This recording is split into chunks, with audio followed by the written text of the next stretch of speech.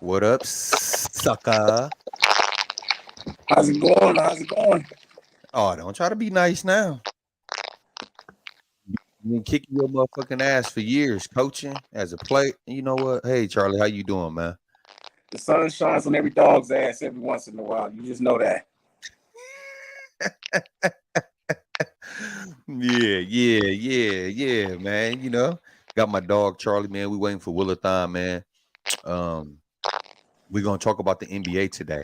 But before we get into it, we're gonna introduce ourselves. And y'all already know, yo, it's your boy Q Bar, and you already know I'm the host of the Barcode Podcast 414. And if you don't know, well, you know. Introduce yourself, Charlie. I ain't doing it. What's going on, man? It's your boy Charlie, man. The Messiah is what you suckers will address me as. How about that? Man, how about that? How about that? Nah, but but like I said, before we get into the show, me and Charlie and Willathon, we're gonna be talking about the NBA today. No underrated list today. All right. So we talking about the NBA. We're gonna talk about the trades. We're gonna talk about the trades, these big contracts. Chris Middleton. But no, we're gonna talk about the trades and all that type of stuff. But I definitely want to get it started. What is that, Charlie? You hear that? You heard, is that you? Yo. Now you say something. Yo.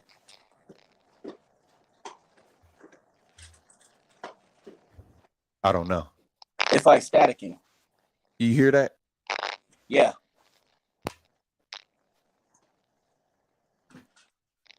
What about now?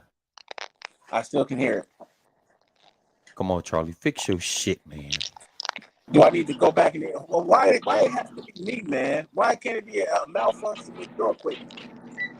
Oh, okay. Maybe it's Q Bar. I don't know. What's Should I going go on, out? Ace? Yo, my brothers, what's up? Yeah, Charlie over there staticking and shit, dog. So He got the he AWOL phone. I'm gonna leave politely, then I'm gonna come back in.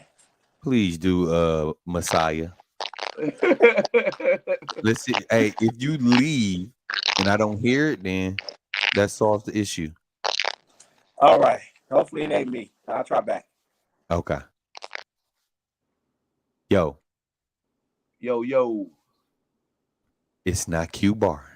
No, your vocal sounds straight right now. It was definitely his phone. Yeah. But yeah, man, I want to I introduce myself. Charlie introduced himself. If Willathon want to introduce himself, even though I just said his name, introduce yourself, man. Man, I am Willathon Boyce Jr. I am known by many names. Most people call me Will. J Ace is my artist name. I'm also the owner of I414, Our Differences Defined. I do all the video work and graphics and stuff for the Barcode Podcast 414. You know what I'm saying? Got a huge event. I want to do a shout out real quick, man, to my boy Devin Jenkins, man. Real solid dude in the community. Got an event coming up the end of the month on the 27th. It's the Share Your Vibes Fest. It's been going on for, I think this is the third year now. Like, it's always a super good event. It's a great networking opportunity. And it's just going to be a good time. So anybody in the city on the 27th, make sure you all stop through. Yes, sir, man. Make sure. And before we even leave, yeah, it was you, Charlie, but I'm trying to be nice. All right. I'm gonna be nice, dog, but whatever. Say something now, Charlie. Yo. Yeah, see, sound much better. All right. Sound valid. You sound valid. Yeah, you making that face, sucker. No, but like I said, we all introduce ourselves. Y'all, if y'all don't know who we are, that's what we can't assume that y'all just know us. So I'm Q Bar. That's Willathon. You already know he's the CEO. And then you got Charlie, the Messiah. Yeah. Yes, so yeah. But no, I want to start off by saying, if you're not tuned in and subscribed to the Barcode Podcast, do me a favor, subscribe. If you watching this live right now, share it. It's Saturday. Y'all may be doing something, but share it. I know y'all scrolling on y'all phone. So to the show though, man. I wanted to start off with because there's a lot of crazy stuff been going on right now in the NBA. All right. And the first thing I wanted to talk about was, of course, Chris Middleton signing with the Bucks. Well, back with the Bucks, 3-year, 102 million. Yeah, it was a 3-year. Yeah, 3-year, 102 million. He declined at first. When he declined, us being from Milwaukee, being Bucks fans, what was y'all thinking? You want me to go first? Go ahead. Well, I'll let it be known. I ain't no Bucks fan. I'm a Laker fan. But say something. But when he declined, I knew he was gonna. I kind of figured that he was gonna get things worked out with the Bucks organization for a bigger contract. I felt that the pitch was bigger than what people thought. I mean, it just makes sense, man. I didn't see no other team offer him what Milwaukee could or what felt comfortable offering him at this stage of the game. What he's like 30, 32, 33.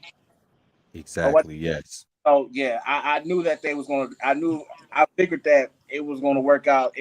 It's that he was going to get a bigger bag from the same organization that he's been with. So I wasn't drinking the Kool-Aid of him going elsewhere. I think going off of that, I'm with Charlie, man. I think a lot of times, guys opt out, you know what I'm saying? And sometimes it's just a contract thing where they got to figure out some numbers maybe because, a lot of guys, especially in the latter years of their career, they, want to work something out. So maybe if they do take a pay cut, they could probably potentially get another star or get another player or, how that goes. So I didn't think he was going to go nowhere. But just in the totality of all of this, I just want to say, what a time to be alive, man. These numbers, man. I mean, dude, I'm looking at my phone like, dog, this looks like some stuff off a video game. Don't get it twisted, man. I think these guys are deserving of the money that they get. The NBA is consistently making money off of these players, and these dudes are stepping up, getting better every year and competing. So I understand the salary cap keep going up and the numbers keep rising. And shout out to these young black kids and international kids getting this money. They getting this chicken. See, I don't know. Correct me if I'm wrong, though, y'all. When players decline, all right, this is how I looked at it. When Chris Middleton declined, it's like, okay, I low key don't want to play for the Bucks no more. Let me see if another team will offer me. But let's say that Detroit, not a playoff team, offered them 160. You feel me? Offer him 160. And he like, oh, you know what? Damn, I do want the money. But at the same time, it's like, they not playoff ready. You feel what I'm saying? So how y'all be feeling when players decline? Because when they decline, I be feeling like, oh shit, you don't want to play for the Bucks? Okay, cool, man. Get rid of them, Bucks. Dog, I like I said, dog, with a player like him now in the latter years of his career, after seeing big paydays already, you know what I'm saying? I think most of those dudes usually prioritize trying to get into a winning situation or staying in a winning situation other than, going somewhere else that, you won't contend, but you probably going to make a big bag. I think, them younger dudes, I think, they be wanting their bag. If you ain't got a check yet, a big check, like, because Chris Middleton done got 2 big checks already. So, he pretty straight. But, like, I think when they be younger and they probably ain't had a big payday like that, they going to just go take the money. I agree. What you feel, Charlie? I honestly wouldn't be upset about that. I mean, he's a proven champion, gold medal winner in for the Olympics or whatnot. So if he was to go and chase a 160 contract, I wouldn't be mad at all, considering the fact that it could be. We gotta think of it as it's a business, right? Yeah. So it's like that. No hard will towards the Bucks or anything. I think that it was just a business decision. You can't never fault nobody for doing what's best for them. You know what I'm saying? In their situation. No, you just turn into a robot. We come in peace.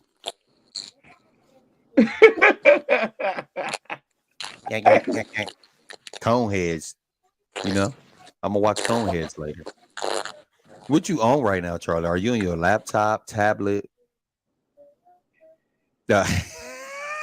I'll be right back. But I just feel like people, I know people are about their money, and I know, and I always say this about the guys in the NBA. Will I feel like a lot of guys be pocket watching? You know, Chris Middleton may be looking like, man, look, hey, sorry, zip it up. They be pocket watching, and they may be around the league looking like, you know what, I got a championship, I was an all-star, I got a gold medal, and they gave dude this much money, and I feel like I'm better than him. Prime example of pocket watching that fucked them up. Dennis Schroeder. Remember Dennis Schroeder? He had a 2-year, like 84 million. It was something like that, 2 or 3, but I want to say it was like a 2-year. He had a 2-year, bro. And worrying about the next man pockets. Look what it did. You went to Boston and got what? 1 year, like 2 million or something. Mm-hmm. Like, I just be feeling like players should be humbled. I get it. You said these guys put in a lot of work, Will. They work on their craft. They put their body on the lines every night. But it's still kind of like, you know what I'm saying? Like, bro, you got to be humble, bro. And you got to be smart, because you can fuck yourself over, dog. I think, dog, you just got to accurately assess the market, bro. Like, you know what I'm saying? Like, of course, some teams have a bigger bag to spend. You know what I'm saying? Some years, players play better or worse. You just got to be able to evaluate the market accurately. I don't think he did. I think he thought he would be able to squeeze out more money than that. Which, I mean, I think the contract that he was offered was really a great contract. But I mean, like you said, dog, you live and you learn. But like if you not paying attention to what's going on around the league, or don't know the financial situation of your team, and you don't accurately assess your stuff, hey, you'll mess around and lose a couple million. But shout out to Dennis Schroeder. He took that on the chin. He just signed with the Raptors. Yeah. He got a 2-year, $26 million. So I guess all is well. Yeah. And speaking of Dennis Schroeder, like you said, congratulations to him.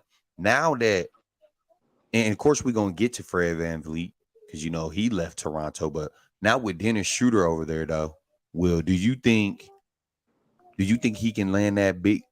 Depending on if he perform, do you think he'd get a contract like that again? The 80-84 million range. I think he's in a great position to have the opportunity to do it. I think he will be playing a lot of minutes. He probably gonna get a lot of shots in that system. He's probably gonna be the lead guard. I think he got the potential, but to get those contracts, you gotta crank it up. You gotta get to about that 20-point average. You know what I'm saying? You want to get some kind of, you gotta want to win some. You know what I'm saying? You can't just be the last place team and you ain't producing and stuff like that. So, like I said, I think he is in a position where he can get the shots and get the minutes. So it's just all about him being locked in and being ready to go. I agree, man. And he came a long way, man. Just not the basketball side. Like, his lining is straight now. Remember when he first got to the NBA? His lining was like messed up. I'm like, dude, who the heck is cutting dude hair, bro? You feel what I'm saying? It was horrible, but I had to throw that in. Well, I'm random. Yeah. But let's read some of these comments, man. Lake Show, come on now. We gonna get to the Lakers now. Come on now, y'all know who y'all dealing with. I'm a LeBron fan. You know what I'm saying? Shout out to Trey Bond. What's going on, man? What's going up, Trey? on? What's going on? Keith, what's going Big on? Keith, what up, folks? Alumni. Our dog, what's good? Benny Anders, what's going on? He said, sound like a hot tamale, pepper. The Messiah ate chili for lunch. Yeah, Messiah was tripping. Yeah. They on the Messiah line. Exactly. EC, what's going on? What's up, fellas? Would love to sit and chop it up, but I'm going to the gym to get back in shape. Got to get one of these bags they giving up. EC, hey, listen, much respect to you. When I go to the gym, I'm stretching. I'm getting on the bike for 20 minutes, and I'm going to the sauna. I'm not lifting weights anymore in my life, okay? So, it's a wrap. Yeah. Now I can't see this, so I'm assuming that you sent stars, Keith. I appreciate you, bruh. I really do.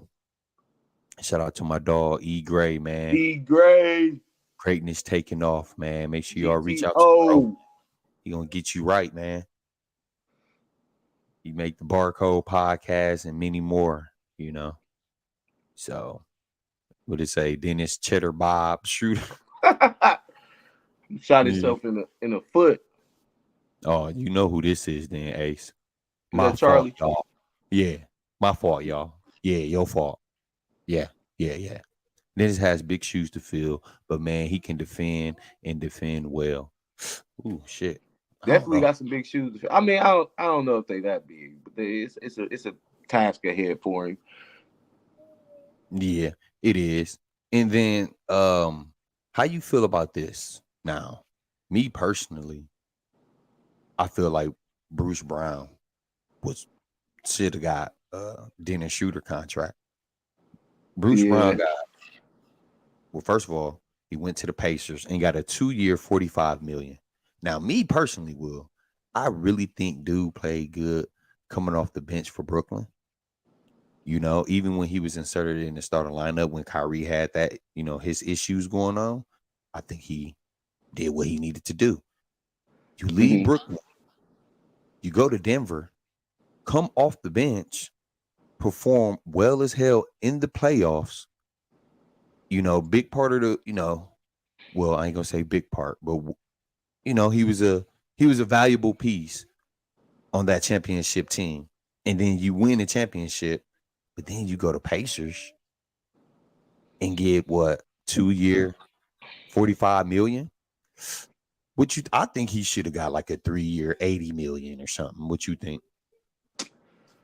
I don't know. I think I assessed him probably sitting around getting the 20 million a year. I am thinking like around that number. I did think he was gonna get more years though. I didn't think he was gonna get like a 2-year contract. I thought he would probably get like a 4 or something like that. I think it's an interesting move though too, because now you in Indiana, different kind of pressure, a different kind of environment. You got Tyrese Halliburton over there who just signed a big contract too. I don't know. It's just like now it's just like, you know, you just came from a championship environment where y'all was in the playoffs consistently, like, you know, battling. Of course, y'all ended up pulling it off, and he was huge in the playoffs for them. I Yep. just now my thing is about like this. So like now you just on a 2-year deal. So you still got to be productive in these next 2 years because you got to get another contract. So I just want to know, like, mentally, like, is he locked in Indiana? Like, what's the goals? Like, what is he trying to accomplish there?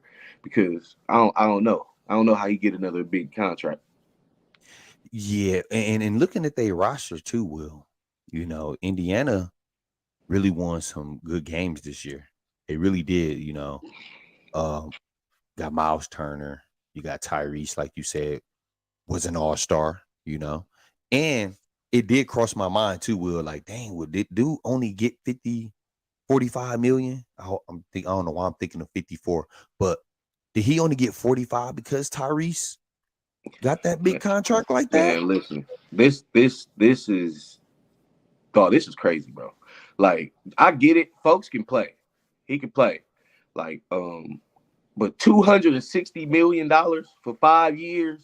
Oh, man, bro. Like, I understand that, you know what I'm saying? Like, they had the money to spend. I get it. Like, you know, but I think that's putting your all into somebody right there. That's max. That's, you know, you the franchise basically.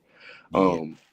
And just seeing numbers like that, like even his and Desmond Bain contract, like I was like, dog, you know, I would think that y'all are saying, like, you know, you are the guy from here on forward. So I do think that was a bit much, but I would have liked to see Bruce Brown get a little bit more. Yeah, I agree. And I honestly think that Bruce fit in with them. Mm-hmm. You know, they got a lot of unselfish players on Indiana. You got guys that play the right way. They compete every night, and they young team. You know what I'm saying? And when you said the goal, I think his goal is he want to start and roll. I do think he want a bigger role. So in these 2 years, like you said, I think he's going to try to prove to the NBA like, hey, I can be a starter. So if he get that starting position, because you still got Buddy Hield, and I want to say Buddy Hield only starts some games. Yeah. And he was coming off the bench. So, you know, we gotta wait. We gotta wait and see. You feel what I'm saying? But I do feel like Bruce Brown do fit in with them guys. You know what I'm saying? So we just gotta sit back and wait. But and speaking of Tyrese Halliburton, man, shout out to him. You know, Wisconsin kid. You know what I'm saying? Just landed a real big contract. Congratulations to him. Facts. But damn. Folks, man. 5 years, man. That's crazy. I want to know what the incentives are. You feel what I'm saying? Yeah. I really, you know what I'm saying? Like, it gotta be something in that contract. Like, bro, you gotta make it to the playoffs. You gotta make it. I mean, make it to the All-Star game. I mean, is it in there that you gotta get MVP? Damn. Like, I know he's young and he can play, but damn, 260, bro.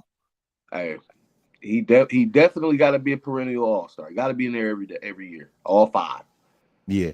Now this usually happen, Will. Now this is a known fact. You know what I'm saying? Now the percentage can be different. When guys sign them big contracts, they usually play horse shit the following year, bro. So they usually play the following year. How you motivate a man that you just get? How you gonna motivate him when he got 260? You just gave him 260. He's chilling. Dude, He proved he think he proved himself already. I think he'll come out still hooping, but it's just tough, bro. Like, I'm happy because, like I said, he a Wisconsin kid. We definitely happy to see it. Yeah. But like, I would think like giving them kind of numbers to somebody is like, you know, somebody that's potentially winning a chip for you. You know what I'm saying? Man, listen. That's a lot of money. Yeah. Now, and I know you wrote your notes down, Will. I got my notes, but I want to know what you wrote down, because this stuff is crazy. Oh man, I think, you know, Tyrese Halliburton was definitely one of my notes that I wrote down that I really wanted to tap into. But like, I just brought him up. One of the main ones I wanted to talk about was Desmond Bane too, bro. Like, it's like, how do you feel about that one? It's like, bro, you got 5 years, $207 million to stay in Memphis. All right, like that's a big bag. Like, what you feel about that? Because I got something I want to say.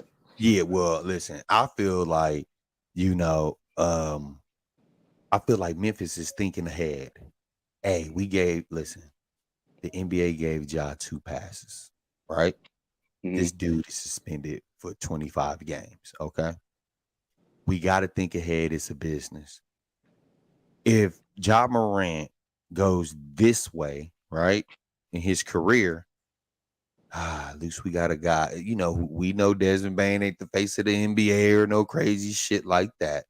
You know what I'm saying? But I can just imagine. I'm not, you know, a psychic or anything, but I could just imagine that they thinking like we gotta have something. We don't want Dylan Brooks. We want Ja, but shit, Ja might do some other boneheaded shit. We don't know. So I think we can build around Jaren Jackson and Desmond Bane. Let's give him this money so he can stay. You know what I'm saying? That's what you know what I'm saying? But I could be wrong, Will. I don't know, but that's a lot of fucking money. And he played good, dog. But damn, 207, dog. Come on, man. He did that off you know, he had a hell of a year, man. He shot, I mean, he didn't shoot, but he averaged splits of 21, 5, and 4. I think that's good for like your second and third option. He shot great percentages this year. I think if you believe it's sustainable as an organization, if you believe that like he's gonna continue being that guy, and playing consistently the way he's played like this, I understand it now. But like you said, when we talk about guys after they get their contract, the way that they play usually be some horse shit. And I think like with this dude, like, you know what I'm saying, he's not really like a shot creator. He really like You know what I'm saying? He knocked down open shots. Don't get it done twisted. Like he's physical and stuff like that. I don't know, man. I just don't see him. I don't think he's averaging 20 again this year. And the organization could be thinking like, you know what? We did win a lot of games without Ja Morant. Facts. You feel what I'm saying? So they could be thinking that. I don't know. What you think, Charlie? Dang, man. Are you situated over there, man? I believe so. Can you all hear me? Oh yeah, yes, we can. Yeah. I was on my iPhone, and then I'm here on the tablet, so we should be good to go. But I think that's You get a pass, man, because I know we in the desert. But go ahead, man. I don't see nothing wrong with that signing from the Grizzlies with Desmond Bane. Is he worth $200 million? I don't know. Only time would tell. But I definitely I dig how the way he plays the game. That's for sure. And with who knows what comes about with this Ja Morant situation. You know, I think that's money well invested. Ooh. Oh yeah. Oh, since you guys are Lakers guys, we might as well go and get this out the way, man. You know what I'm saying? Let's go and get this out the way. Be careful. Yeah, Hey, I'm not a Laker fan. I don't have a problem with the Lakers. Well, no, I never liked the Lakers. I don't have a problem with LeBron. I just want to ask y'all. So you guys just picked up Cam Reddish and Torrey Craig. How do y'all feel about? Cam Reddish and Torrey and Prince. My bad. We've been seeing this for years. Go ahead. How y'all feel about that? Let me go first, Charlie. Okay. We've been seeing this for years, Willathon. We know what type of players need to be around LeBron James. It's either you're gonna be a role player, and you playing your role with LeBron, you gotta be at your best, and then you're gonna either be a knockdown shooter. So we know why they picked up them type of guys. You know what I'm saying? We know why they picked up Prince. You know, high energy. He can switch to pick and roll. He can rebound. He can run the floor. He knows his role. On LeBron, I go sit in the corner, spot up, shooter. You know what I'm saying? And who was the other guy you said? Well, I'm sorry. Torrey and Prince and Cam Reddish. And then Cam Reddish. See, I love Cam Reddish. And Cam Reddish, he need a chance, but Lakers is not the chance for him to showcase his talent. We already know Bron got 2 more years in the league, maybe 3. He's waiting for his son. So for you to try to get this contract or showcase your talent, it's not happening in LA, bro. When you play with LeBron James, bro, it's a job, bro. It's really different than playing with the fucking Brooklyn Nets when you can just do what the fuck you want. So I don't like the Cam Reddish pickup, even though I'm a fan of Cam. But I don't think that's good for him. I see where they going with the Gabe Vincent and the Prince trade, though. I was just gonna ask. So y'all picked up Gabe Vincent, 3 years, $22 million, and then you guys also re-signed D'Angelo Russell, 2 years, $37 million. Charlie, what you think about those two? I love it. And I love it. Hey, but we're not even talking about the signing. Okay. That is going to take things over that I am ecstatic about. With the young man Hayes, who was previously a first round, I believe 7th or 8th draft pick, athletic, active around the rim, play that 5 position, put AD at the 4, let AD work. Listen, A plus for my Lakers and they free agency signings, man. Everything they know what they look. Rob, hats off to you, brother. He know what he's doing, man. He like Q-Bar said, he knows what pieces is necessary to work around LeBron and the AD, those two. He knows exactly what pieces are needed, man. And I trust in Rob. I trust in what he's doing. I think those are phenomenal pieces. Now, I am a little skeptical on the 2-year, $37 million D'Angelo Russell. I'll take it, but I'm just a little. He scares me due to his inconsistency, man, and his inability to guard out there on the perimeter. I'm scared of. You know what I'm saying? He chop suey out there, so for real.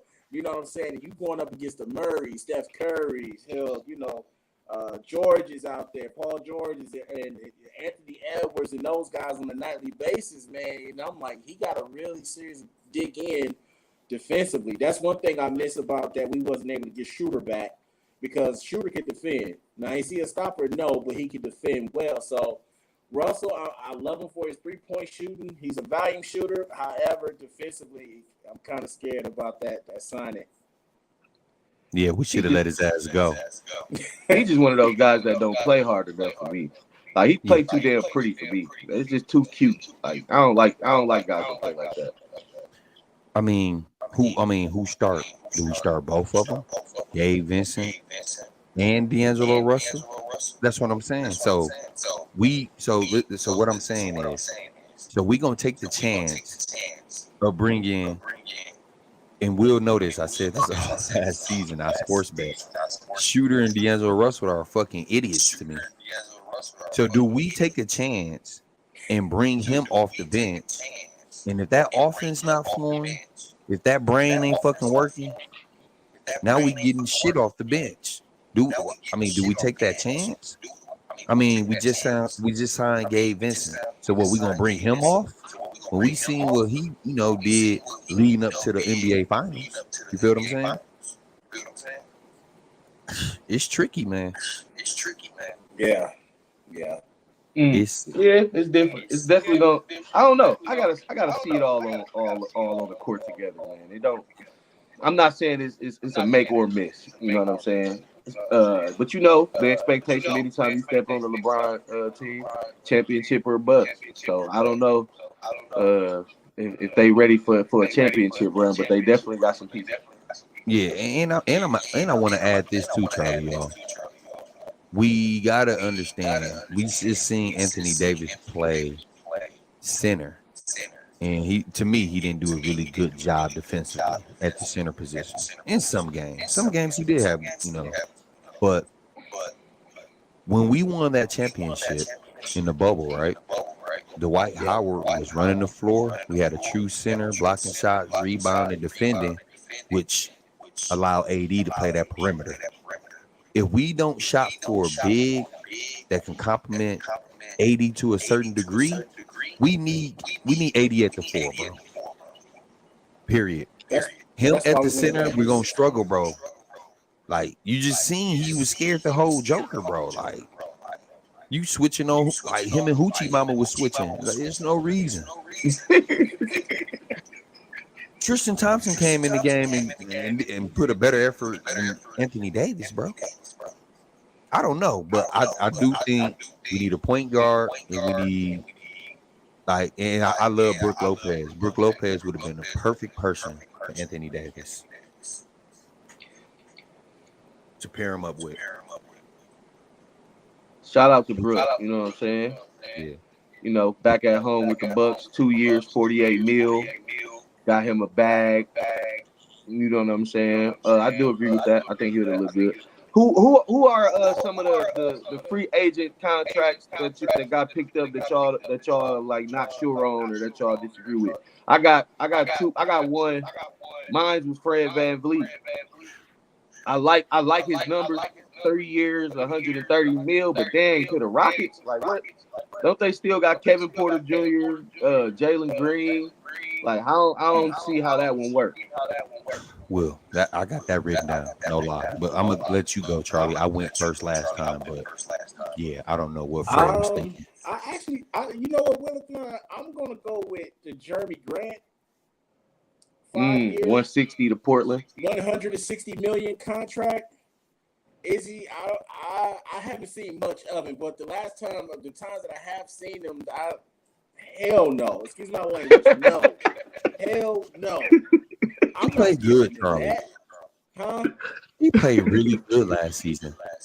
Yeah, he did. He got to show me more. I ain't no sucker. Didn't play the 5.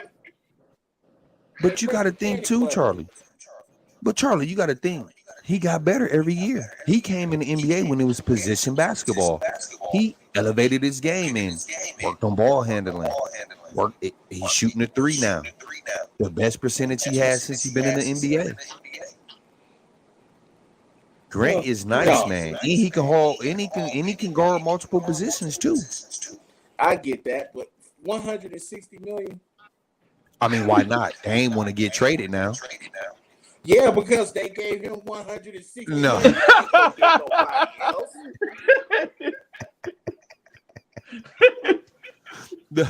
And that's another person who's ticking me off. I'm sorry. Who's that? Like, dang. Like, the last good team y'all had, bro, was when it was Dame, Wes Matthews, Batum, LaMarcus Aldridge. Like, Yeah, to me, that was a minute ago. that was a minute ago. And granted, yeah, they went to the playoffs after that. But, bro, you see all these teams out here need help, bro. Help. And you want a ring. And I get it. You want to be loyal, bro. And that's cool. But I just watched, I love Allen Iverson to death, but I just watched his documentary yesterday. Everything but the chip. Yeah. You know? And let's be honest, though. Dame, you are a good player to me. Because I don't see you getting MVP. You know? I don't see you getting a scoring title. I don't see you playing for a Hall of Fame coach. So what are you doing? You gotta, like, at the end of the day, bro, it's about winning championships, right? Nobody want to go to Portland. Why don't he know this? All the Miami just went to the finals, bro.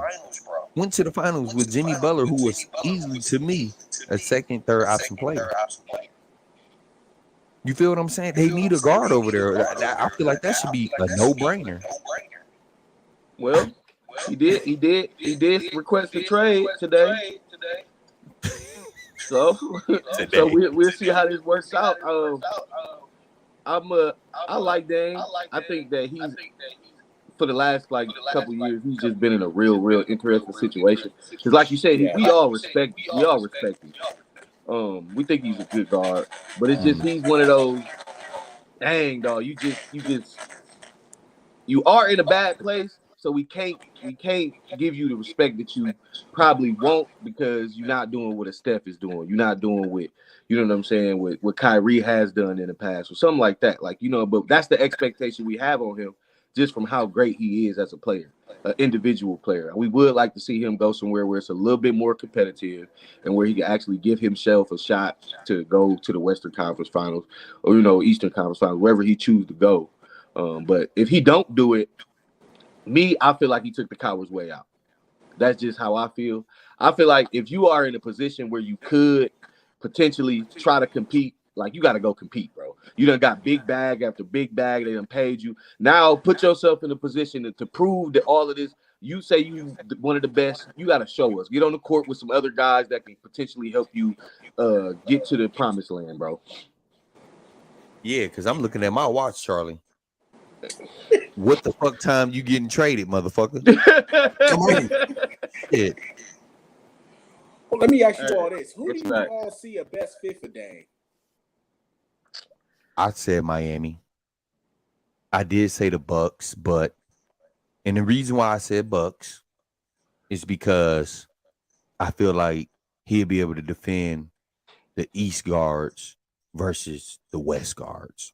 Even though he's been on the West, it sounds crazy. And we talking about competing for a championship. I think his path of defending in the playoffs with the Bucks will be better versus if he was on the West. Because let's say he go to a West team and make the playoffs. You got to hold Fox, Curry, you know, players like that. You know what I'm saying? Mm-hmm. So, you know, on the East, you got Donovan Mitchell and Darius Garland, smaller guards. You know what I'm saying? So I just think he got a better chance on the East, you know, depending on what team he go to, but especially the Bucks, though. I don't know. I for one would love to see him with the Heat. I think the transition to be smooth, just based off how they play ball. You know, everybody's for each other. Now here's the tricky part. So Max and Gabe are gone, right? And so you have Hero and you have Duncan. If there's a trade that's going to happen, Portland 9 times out of 10 is going to move the rookie that they just drafted to the PG, his natural position, right? Then that moves Anthony signed the kid Simons down to the 2 or 3, whatnot. 9 times out of 10, I think that they will want Hero, Tyler. I think that they would definitely want a player like a Caleb Martin and some draft compensation as well. I don't know what you think. I can see it that way. They definitely gonna want something. You know what I'm saying? So with them losing, like you said, Max Strus just went to the Cavs 4 years, $63 million. We already talked about Gabe Vincent going to the Lakers. I think them dudes were studs for them dudes for that team last year. Like they came through in the playoffs, all undrafted guys. Like it was special to see. It was a great thing to see. I do like that fit. But if you take Tyler Hero and, like you said, Gabe Vincent off that roster and replace it with Dame, they still got enough to compete for sure. Like, you know what I'm saying? I still like it. You still got Bam, you still got Jimmy Butler. Probably gonna need some more shooting. Try to figure that out and maybe the free agency or something like that. But I would have to pull the plug, bro. Like, you know what I'm saying? I would have to do it. I can see. I mean, even if he didn't, I mean, I ain't gonna lie. Even though I don't like the Lakers, I wouldn't mind him seeing him play for the Lakers. Yeah, he cold. But I don't see too many options he got to go to that's like championship. You know what I'm saying? I think he could go somewhere where it'll be okay. Let's get together in the playoffs and try to make this run and figure it out. But I don't know. I think Miami would probably be his best destination. I was also confused about, like, you know, the Celtics, because they just signed KP, Kristaps Porzingis, 2 years, $60 million.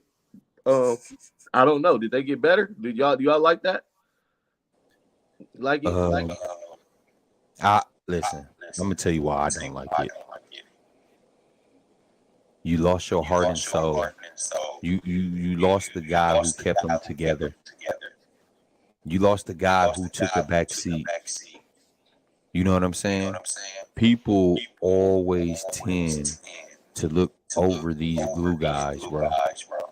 You know, he's just like he's the Draymond Green of Boston. You know what I'm saying? And when you lose that, it's gonna be tough because let's not get it twisted. Kristaps Porzingis just was linked up with Luka Doncic not too long ago, right? He wanted to leave because of what? He felt like Luka wasn't passing. He felt like he wouldn't get enough shots. And what y'all think Jason Tatum and Jaylen Brown? These are young guys. What you think they trying to do?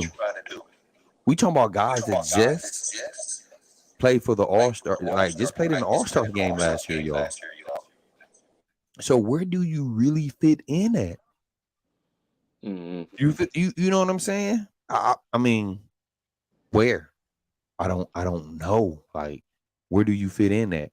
Because it ain't like you just that like a Dirk who's outside and in. You know, use a pick and pop. Use a, you know what I'm saying? Pick and roll. You gonna pick and roll, but you're gonna shoot the 8-footer, 10-footer. You know what I'm saying? Where do you fit in at? I don't think it's enough basketball in Boston for him. I don't know. What you think, Charlie? Oh, you rascal, you. You rascal, you. I love it, man. I love it. Just picture that for a second, okay? Now, the only thing I have in question is where does that leave Al Horford? But in the sense that I mean, you got a big that can play out, inside and out, I think. Athletic. And just imagine the attention that Jaylen Brown and Jason Tatum gets, right? Automatically, boom. He's going to take that away. That's going to be difficult for many defenses to counter, to try to defend that many offensive weapons out there at the same time. Now, the test is the coaching, I think, with a piece like that. So how do you put him in a position to be the most successful when you have Tatum and the offense works through Tatum and Brown? You know, but I still think he can still get you that 17 points a game, 9 rebounds a game. Then you have Williams, who comes back from being he should be healthy. this team has gotten more dangerous. It's championship or bust with this Celtics team, brother. I'm telling you. Man. I think it can work, I love though. it. I think it can They work. need a point guard. I They was need a about to point get guard. to that. Hey, Yeah. I would tell you, you're not winning no championship without no good point guard. Because Jaylen Brown and Jason Tatum, they tend to get a little crazy at times, where a lot of tough shots, a lot of contested, difficult fadeaways, and sometimes I question, like, without them having Marcus Smart, now I question their leadership. You know what I'm saying? I question, like, the toughness of the team, the leadership. Man, to be honest, dog, I just trade Dame for Jaylen Brown and let's get it on. Malcolm Ooh. Brogdon. Huh? You said again, Jordan? Malcolm Brogdon is a point guard. They traded him, didn't they? No. They can't. He's there. I could have sworn Initially, they wanted to trade him, but that didn't go through. But I believe Malcolm Brogdon is still there. Well, I think I'm almost certain they traded him a while ago. I mean, you can fact check, but I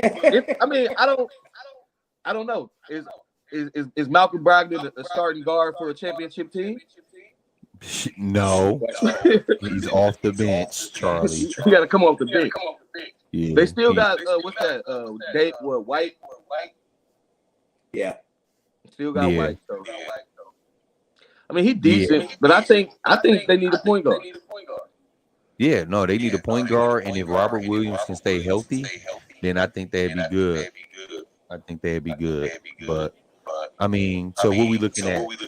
Robert Williams, Chris Tapps, Brown, Tatum, Brogdon, or White. I can see him starting White. So if they do that, I don't like it either. But what I'm saying is, yeah. So that's what I'm saying. So if they can do that, and then Mazzulla, hopefully Mazzulla's in like coaches clinic right now, like X and O's, run plays down the stretch, call timeouts. Like, man, Mazzulla is in Cancun. He ain't thinking about y'all. And this ain't even no funny shit, y'all. I can go to Boston and do what he did. Just let these motherfuckers play. Y'all didn't call no timeouts. Whatever, dog. I don't know. But let's read some of these comments, man. Shit, man. Oh, man. Okay. I'm going to start from right here. Shout out to my dog, Scotty Wild, a.k.a. Big Dad. Shout out, Robbo. Yeah, from Benny Andrews, man. In the head-to-head matchup, Jamal Murray has a winning record of 11-3 against D'Angelo Russell, including a 4-0 record in the playoffs. Whoa.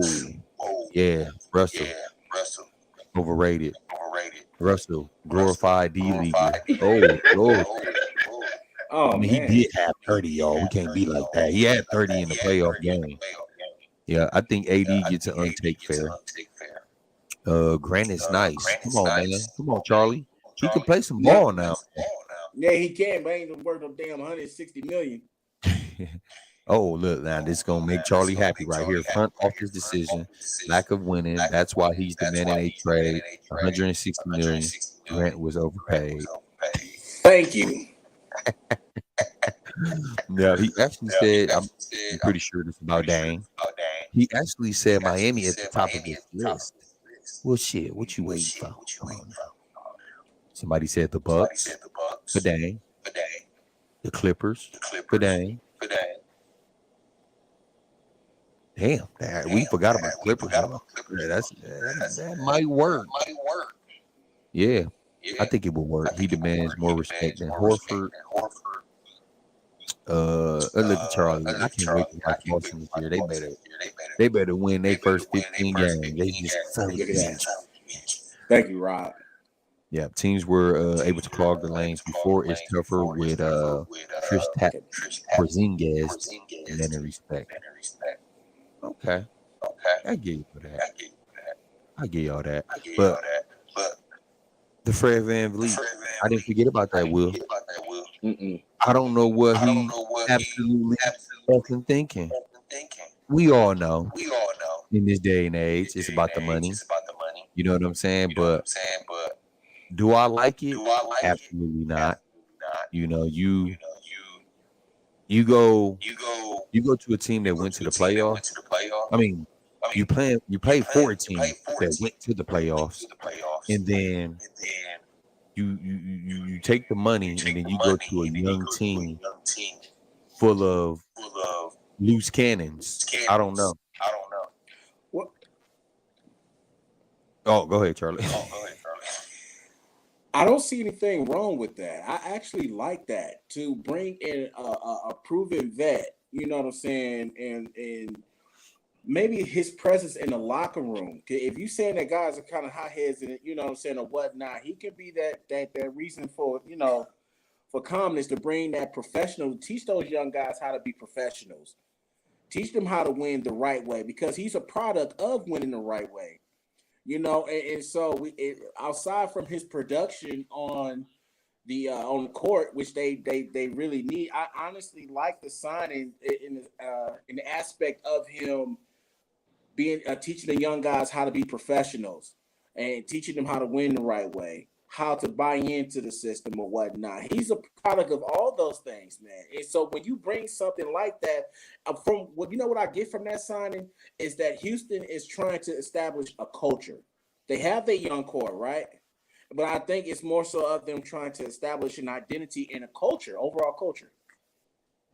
I can see that. I think too though. I think he was just trying to get out of Canada, man. I don't think he liked his role though, Will. He want to be back in the States, man. He ain't want to be across the border no more. No, I was just joking, but I can see that point of it. Usually, they get guys to do that at the latter years. I'm just thinking about just the basketball fit though. Like, you know what I'm saying? Like, I understand you want some leadership down there, get those guys in order. But I'm just speaking from when you put your starting five on the court, is it gonna be Fred VanVleet, KPJ, and Jalen Green 1, 2, 3? Like, I don't know. I don't know if I like that. That's why I feel like he went for the money. Yeah. And I think he, like Will said he was just joking, but he might be tired of Canada. But I do. No, for real. If y'all remember this, remember that year, the year before last, he was an all-star. Mm-hmm. The following year, which is this past season, role totally switched. It was Siakam. First option, shooting all the shots. You know what I'm saying? Yeah. He probably felt like, shit, damn, this is slap in the face. Yeah. You feel what I'm saying? So let me get up out of here, man. I don't like what's going on over here. Hey, Q-Bar, to back you up, OG Anabi, Scotty Barnes, those are younger guys that the ownership are starting to cater towards now. You know what I'm saying? And young studs that's coming up. So I agree with that, man. He probably was like, look, let me get up out of here. I don't like the way he probably understand how it's going, the direction that it was going to either be now or sooner, because I don't see them as a team that's getting better. I honestly believe they're going to lose Siakam when the time comes. I think he has like 1 or 2 years left in his contract, one of them being a player option.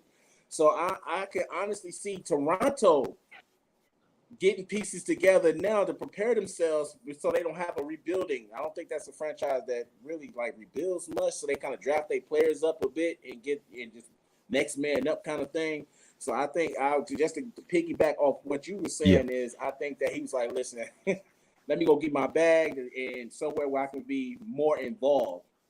Yeah. And let's not forget they just signed that Poto kid 4 years, $80 million. Oh, Lord.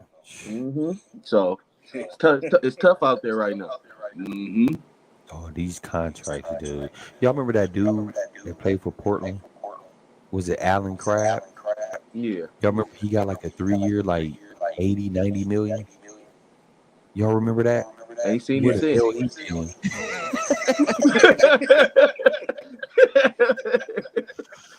You talking about Grand Theft Auto? Sheesh. Yeah. But the Fred and like all these trades and stuff that been going on, I am in my head thinking just kind of like trying to picture like who's going to be starting. You know, like Miami have a good start, like boxing. You know, you will have if Dame go over there, you have Dame, Tyler Hero, Butler, Bam, and then I start Kevin Love, man. No On fire. way do they get Kevin Love Lillard gone, ain't he? without- Oh, Kevin Love did. No, Love resigned.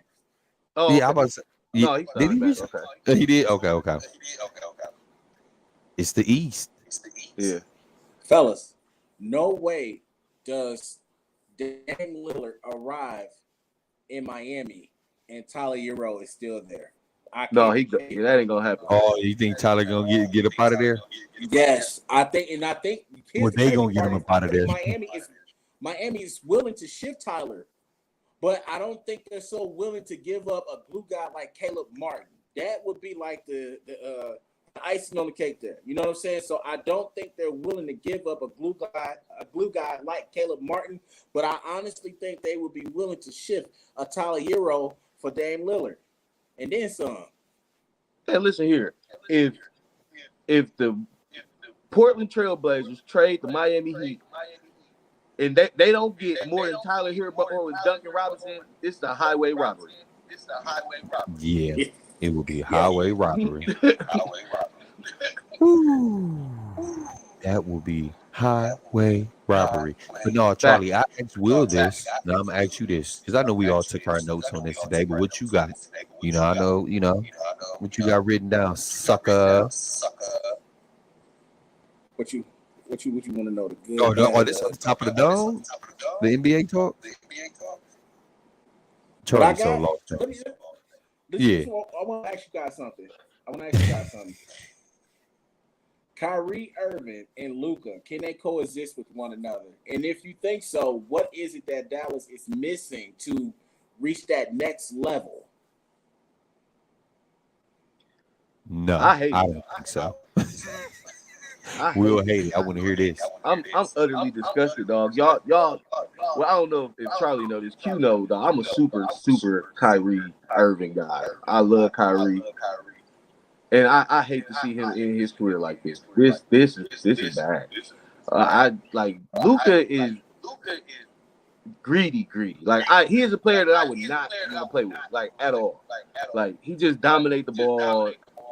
And then they play styles just don't match. Like they can't really play off of each other. They got Kyrie playing like a kind of a 2-guard role. I don't like it. It stinks. Mark Cuban should be ashamed of himself for putting this product on the floor together. These guys missing the playoffs. Like I don't like it, though. I don't think it's a good fit. What I think it is, though, Charlie, is one. I do think that I hate to say this because we know the NBA being everybody's personal life. But I think with that situation that happened in Brooklyn, I think Kyrie was fed up at that time. So Kyrie is more so he's not the average thinking NBA player for real. He feel like it's more than basketball, and it is. I think he went to Dallas and re-signed with Dallas because we all know that Mark Cuban take care of his players. You can feel at home. He's gonna be there for you. You know, he's gonna show Mark Cuban's gonna show Kyrie that we appreciate you, bro. Be yourself. I got your back. You know what I'm saying? Let's rock out. Kyrie feel like he's not gonna get that from any organization. You feel what I'm saying? So with that being said, Charlie, I think he's gonna end his career a Dallas Maverick. I do, just because of Mark Cuban and the history of him, like, you know what I'm saying, just taking care of his players and stuff, bro. I really do think Kyrie's gonna end there, bro. And don't be surprised if he retire 2 to 4 years from now, too. Maybe sooner. I think Portland has become like old papers. I honestly think that I don't think that Dallas should have let Brunson go. I think they had something, but they let him walk to New York. Now, honestly, it's nothing against Kyrie Irving. Kyrie is a hell of a ball player. I love watching him, but it's all about who fits the best with certain players, and I just think Brunson was it for Luka compared to what Kyrie is. Two ball dominant individuals like that, man. It never works. We've seen it before. It never works unless somebody is willing to to sacrifice for the greater good. But who? You're not gonna ask Luka to sacrifice. Kyrie, why should he? You know what I'm saying? He's a shit. In many odds, he's a top 5 player. You know what I'm saying? Top 10, I'll say top 10, maybe top 5 point guards out there. You know what I'm saying? So I think that they took a step back, and this is why I don't think they would be. I don't see them as being like a watch out team that can win a championship contending team or a team that can go deep into the West. Is because I thought that they lost a lot of defensive players, a lot of glue guys, and you need that. You know what I'm saying? Proven glue guys that worked in their system that they lost in that trade, and it impacted them heavily. Just look at it last year. You know what I'm saying? And so I don't know. I don't see him getting no better. I mean, Luka's going to do what he does. Kyrie's going to do what he does, but I don't see it. I mean, Luka is the franchise player, though. So you don't think Kyrie coming to his organization as young as he is, as young as Luka is, you don't think he's supposed to take the back seat? I mean, D Wade took the back seat, and this is Mr. Wade County. This Wade County. Oh yeah, he took the back seat in Miami when LeBron came over. And when he took that back seat, look what happened. He won a championship. But I think, it was tough for D Wade to get to that moment too. It did take like a year for him to actually get to that moment. I think it's much easier to do when you're doing that with a guy like LeBron. LeBron, you know what I'm saying? At that time, he wasn't taking plays off. He was on both sides of the ball. You know what I'm saying? Excellent. You know what I'm saying? A good leader. All of that stuff. Luka is great when we got the ball in his hand. If you look at his attitude, he's whining to the referees all day. He antagonizing guys and stuff like that. I don't think he puts forth the effort on the defensive end. I think you got to earn that kind of respect for people to want to lay down and defer to you. I don't think he's earned that in this NBA. I think, the NBA doesn't have a lot of talent that isn't colored people, and I think that he's an amazing scorer. So, he gets a lot of exposure. He gets a lot to talk about. But like, dude, the flaws that he has, nobody really speaks about him, but they speak truly to the reason why they can't win and nobody want to be there. And I'm happy that Jalen Brunson got up out of there and was able to get himself a good contract because he's now arrived at the party. I think if he stayed in Dallas with Luka, he wasn't gonna be nothing. He wasn't gonna be. He wants to stay there. Huh? I think Jalen wanted to stay in Dallas. He probably did, but once they wrote that check, it was over. Yeah. I'm out of there, man. For real, man. But yeah, like Jalen, like I remember when they were playing together, and I was watching. I'm like, dude, Luka need to play off the ball. Like this is getting ridiculous. Like Brunson is cooking up, and this dude is missing. He missing Brunson. You know what I'm saying? And I do like this right here from Denny. Luka can only play with glue guys, which limits depth. That last part I don't agree with because LeBron. I feel like LeBron and Luka have a high usage rate with the ball, and I feel like LeBron depth was always good. If you ask me. So I think it can work with Luka as well too. You got to surround him with Finney Smith, Bullock, them type of guys. Play multiple positions, can shoot the ball. You know what I'm saying? I think it can work, but as long as Kyrie there, I don't know, bro. Because where do you defend that from the guard position? Exactly. Because you're not getting Luka to stop nothing. Like Luka not to guard nobody. Like, you know what I'm saying? Kyrie, he gives the effort. He's just too little. Like, you know what I'm saying? Especially for, like, the prolific guards in our league. You know what I'm saying? Like, he not stopping no prolific guard. And it's just, I don't know, dog. I don't like Luka leadership, bro. I just don't like it. It's just, like, the way he he's celebrated and everybody talk like he's the next, and they put him in the category with LeBron and all that. I get it. He can put the ball in the hole. Don't get it twisted. I think he's offensively talented. But I think the other aspects of the game that we appreciate so much that he just don't pay no attention to, he don't give no effort to, it just make me not like his game. Yeah. So basically what you're saying, he's spoiled little brat. For sure. Yeah. For sure. Spoiled. For sure. You can tell by the way he be whining and stuff in the game. He won every possession, man. Him, I don't know who won more, him or Jason Tatum. Man, Luka. Luka tripping. Jason Tatum be whining too, though, for sure. For sure. You say I gotta add who? Devin Booker whines a lot. Yeah, I think the whole Phoenix Suns did when they was like him, Chris Paul, all of them. And speaking of the Phoenix Suns, I was just telling somebody this yesterday. I do think it can work with them three. And the only reason I'm going to say that is because KD doesn't demand the ball. He pick his spots and shoot it at a very high percentage, bro. Then you got a Devin Booker who is aggressive, but we also seen him facilitate a little bit. Understand what I'm saying, y'all? It's not position basketball no more. It is not a Tony Parker, Ginobili, it's not that no more. That's not how basketball is played. And then you got Bradley Beal, who legit kind of played off the ball last year. You know what I'm saying? But I don't think it's the scoring that in the chemistry that's their problem. I mean, what's the problem? I think the problem is that you can't get stops. When y'all made it to the NBA Finals against the Bucks, you had Mikal competing on defense. Y'all team defense, look way better because y'all had the pieces that y'all, needed to compete for a championship. Y'all didn't have like KD's not known for getting stops. Booker not. Bradley Beal, between them three, probably have the best defense between the three of them. But again, these guys just what's the name of Will and Charlie. They all just average like 27 points apiece.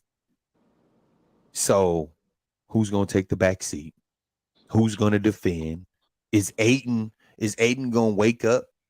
Because let's be honest, Ayton, he got to be a smart young man because he had the opportunity to leave the Suns, but he know if he leave the Suns, his career done. He know he declining. So I gotta stay with these guys. You know what I'm saying? They gonna make me look good. So I don't know. I feel like they gotta buckle down with the team defense. Do need a legit point guard. And man, we're gonna see how this shit go, man. Because that shit ridiculous. Man. Go ahead, Charlie. I see you got your nose. You got the stank face going on, man. I don't like it. I don't like it one bit. I don't think they is same result as last year. Get their asses out of there early. I don't like it, man. I mean, it's beautiful on paper, yes, but you're lacking. Who did they go get as a head coach? Do we know yet? You're losing a phenomenal coach in Monty Williams. You're losing. I won't say phenomenal. Go ahead. One of the best to do it, point guard Chris Paul. So the veteranship is already out of there. DeAndre Ayton just sit his big ass in the corner. He's not going to die. Don't want to defend. Don't want to do nothing. Okay, but get paid and sit margaritas out here in Scottsdale. He don't want to play no ball. His motor is what worries me. And for this to work, they're going to need an interior presence. His motor definitely concerns me. Big time. Does he have a skill set? Absolutely. We've seen glimpses of it in the playoffs when they made that championship run, and we've seen it before he got that contract. But ever since then, we haven't seen much of him. I don't like it. Now, here's a question here. We were speaking on point guards earlier. Who do you go get? Who do you go get to fill in at that? I mean, do you move Devin Booker? Keep on to go back to what you were saying is that we got a chance to see him facilitate in the Nuggets series. Now, are you comfortable with him at point guard? Bradley at the 2? Well, if you do so, then what do? You move Durant to the 3. Well, who's your 4? Who you plug in at the 4? Because it I can't be go a small Koji. ball. I listen. I think differently, right, Charlie? I look at their roster. I'm going Aiden. You gotta think, dude. Basketball is so different, bro. If you put KD at the 4, he gonna be holding guys like Carl Anthony Towns. You can do that, I think. Correct me if I'm wrong. What you think, Will? I will put Aiden at the 5, KD at the 4. Give me Bill, Koji. Brad. I mean, give me Bill. Give me Booker at the 2, and then the rat looking dude, left hand guy, Cameron Payne. Cameron Payne. I don't know, bro. I think offensively, it'll look beautiful. Like you said, bro, it's positionless basketball right now. I'm not really concerned with them not having a point guard at the moment right now. Because like I said, I think Bradley Beal and Devin Booker can divvy up their responsibility. I just think that they need a free flowing offense. Guys need to be able to make reads and do all of that stuff. But I agree wholeheartedly, like they don't have any toughness on the low, on the block, none of that stuff. And I don't know. I just think they need a decent big man, a bruiser, somebody that's going to be grabbing rebounds, contesting at the rim, all of that. But I think as far as the leadership, like this is what you get from guys you got some veterans in your stuff now. So like Bill already did his press conference and stated that he's like, oh yeah, this is book time. Like, you know what I'm saying? We know whose team this is. Like we not gonna have no fights or no arguments or nothing about that. This is Devin Booker's team, like, you know what I'm saying? And we're gonna come here, we're gonna rally around him and play the right way. But I do agree with Charlie, like some coaching is definitely gonna be like the key to this, because like with this kind of roster, like you said, we're not really worried about point guard, shooting guard, small forward. We just need to have an offense where we can free flow, be able to make reads in certain spots, and give these guys, all of the responsibility to figure that stuff out on their own. Yeah. And get rid of motherfucking Aiden soft. I ain't even gonna say, dude, man, you trash. Trash. I would rather Get him out of here. Trash ass nigga. But Q, let me ask you this: are you really comfortable with putting KD at the 4 versus a Karl Towns Jr., AD, and I don't know if I'm ready for him to take that kind of beating every night in the Western Conference. Like at this stage of his career, you know what I'm saying? You want to hopefully coast and let him until you get to the playoffs. But I'm not comfortable putting him at the 4. What? You said Anthony Davis? You talking about dude that fall every possession? You talking about Karl Anthony Towns that just want all he want to do is shoot threes? You don't think KD can guard these guys? So this is what I'm thinking. If they got any damn sense, they'd put his butt on the block and just beat him up on him, his light frame. Now, you're not settling if you got a KD, you can overpower him. Now, he may defend you with his athleticism, right? His wingspan will allow you to kind of make things difficult a bit. However, he's a little light in the frame, man. So I don't know if you want him taking that kind of beating night in and night out, depending on who they're playing. Now, can you pause that for me, Charlie? It's just I let you get away with it like a couple seconds. Yeah, okay, go ahead. I'm just saying, Will, right? You just gonna let that ride, Will? Paul. Hey, I'm gonna let you finish, Charlie, but Karl Anthony Towns ain't shit. Man, these guys, like, dog, we gotta quit. Dog, are you serious, Charlie? Dude ain't shit. You know what? Give me 1 second. We only got 4 comments, man. Triggs, man. Shout out to my boy Bakari, man. Sending the stars to our podcast 414. Appreciate you. Yup. Coburn, Max Strus to the Cavs. Yeah, man. We seen that. Thank you. Well said. Rat looking dude. Yeah. Carry on, Charlie. I'm sorry, man. But when you say his name, man, me and Will get angry. I can't stand it. Wait a minute. But how can y'all just sit there and say that Karl Anthony Towns ain't shit? All he want to do is settle for fucking threes. I get that. We all have our flaws. Okay, well, let me put you on the spot, sucker. Let me put you on the hot seat. What's Q-Bar and Willathon flawed in? And I'm going to say this again because I told you this last time. You only a 30-minute drive, sucker. Will may have to drive, but I can drive to your ass. You want me to honestly answer that? Hell no. No, I know we all got flaws though, but Charlie, But come on. my thing is with it's not necessarily about just his gameplay. It's his attitude, man. After seeing this dude, he been doing all of these interviews and talking and he's saying some crazy stuff, man. He talking about some when he done, he's changed the game. He said when Minnesota went to the play, when they won the play-in game, it was better than when Denver won the championship. I'm like, bro, like your mentality is terrible. Like if that's what the way you think, I'm not expecting no winning coming from you no time soon. He comparing himself to guys like Dirk Nowitzki and stuff, talking about he's the greatest big man shooter ever, bro. You not in that. Like I understand that percentage wise that you can shoot threes and stuff like that. You not in the greatest big man conversation. We not having that. Like you know what I'm saying. You didn't earn none of that, bro. Like so, his mentality is the reason I call him ain't shit. I like his game. I really don't. I'm not a fan.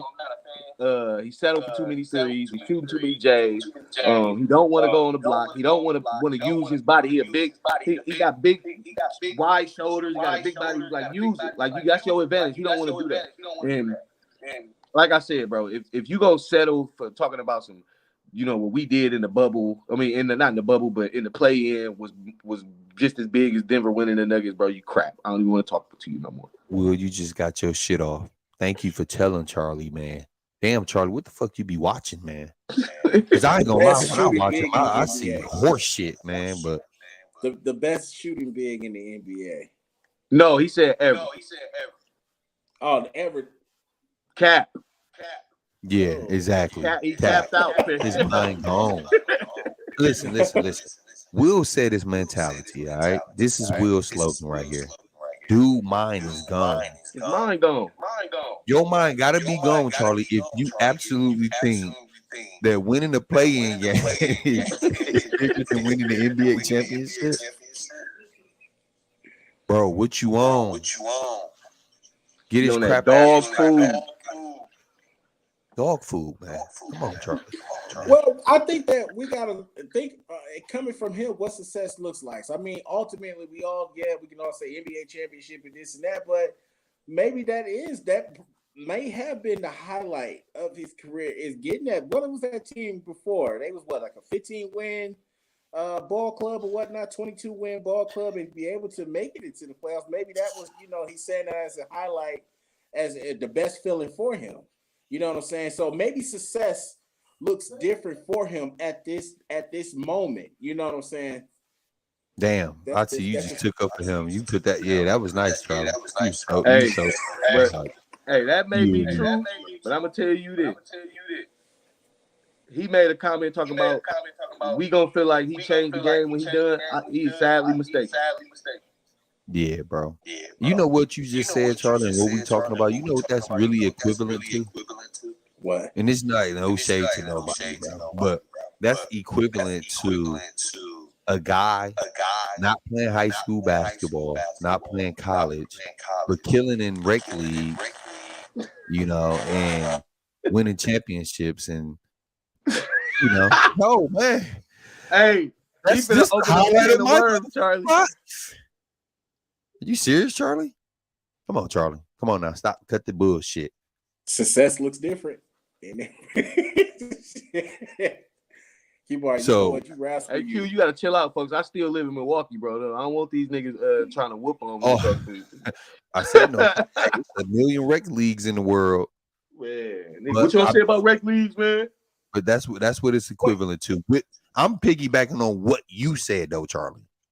Like you can't get listen. Ain't no getting around what you just said, what brother. you said, bro. That's what it's equivalent to. Thinking a play-in game is better and than the championship. And then Charlie, you talking this bullshit, talking about it's the success. It's the highlight of success. Looks different.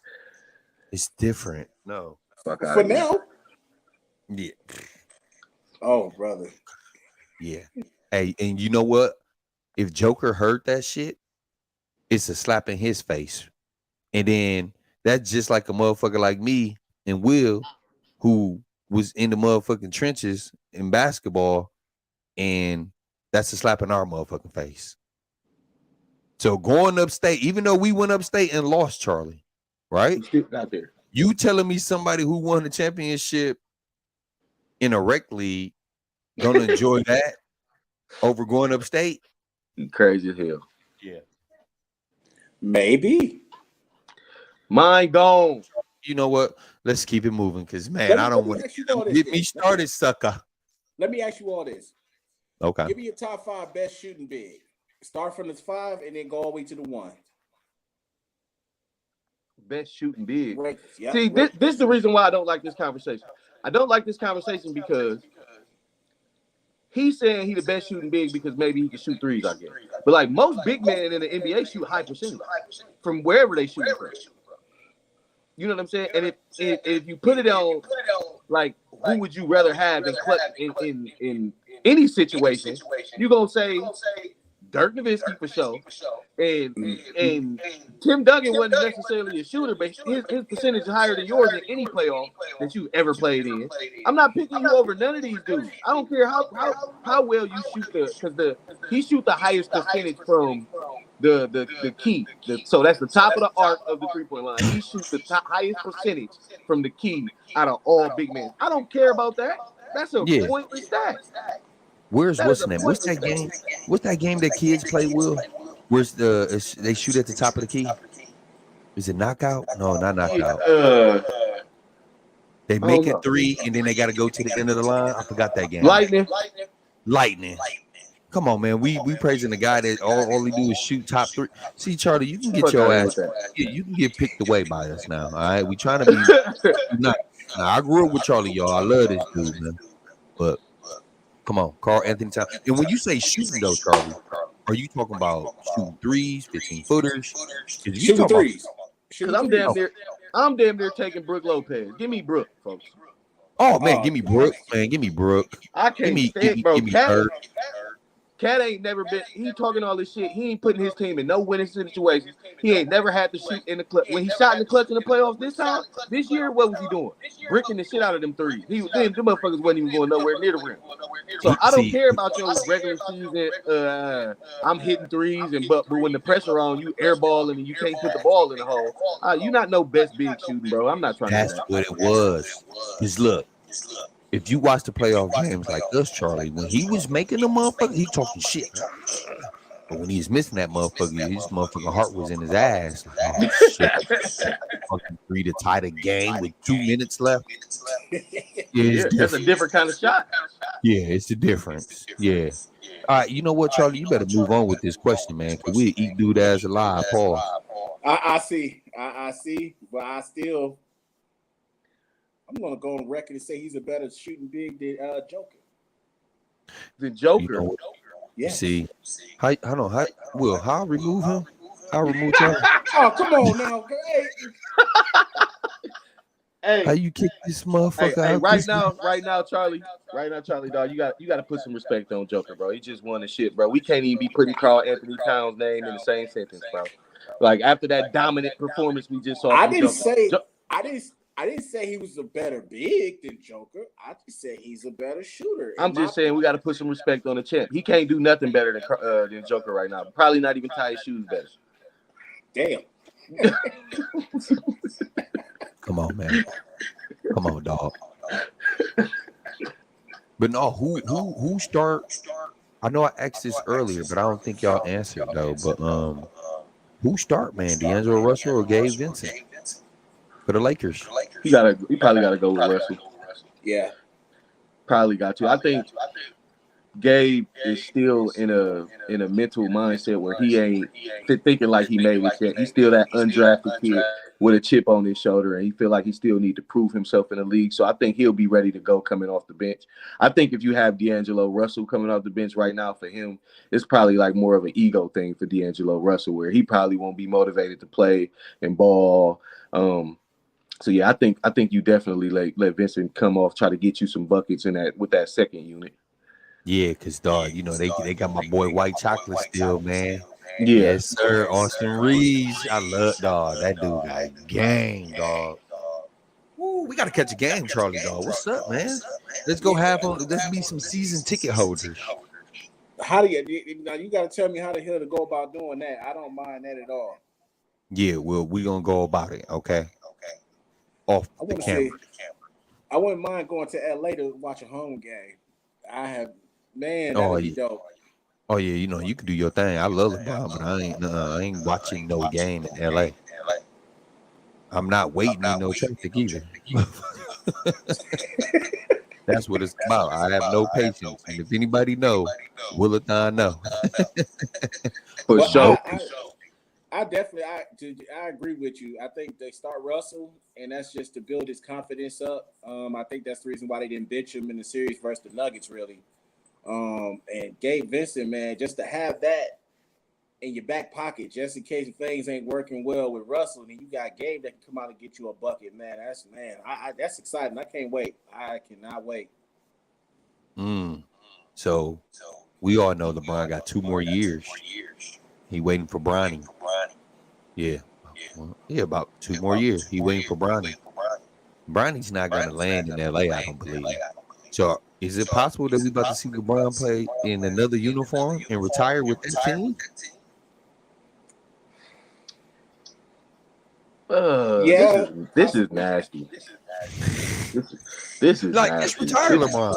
This is good. This is disgusting. Just retire, okay?